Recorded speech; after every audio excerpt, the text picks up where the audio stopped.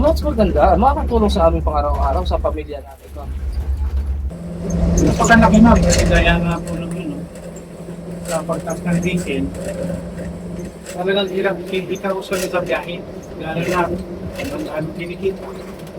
Maganda naman yung pinapatupad niya ngayon sa lahat ng mga driver.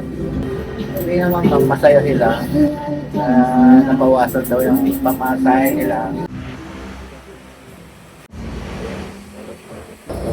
Malaking tulong siya for us, especially kung malayo yung aming pagtatrabahuan. From 50 pesos to 28, malaking tulong na rin sa akin. Thank you dahil may mga ganitong programa sa pinag-upay. So, natin po Kada rin yung sa pang-araw na mamasahe. Maraming pira po ang natutulungan. Marami pong mga abakasero na natutulungan. Kapag po kayo Pangulo dahil kahit pa paano po, nakabawas po. Maraming tao na tulungan po yun.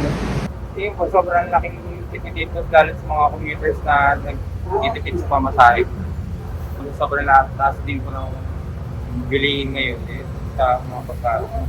Nagpapasalamat ko kasi ang dagdag ko na pagbili ng mga almasa dito, yung pagkinitinda ko mo. Ito lang, grabe.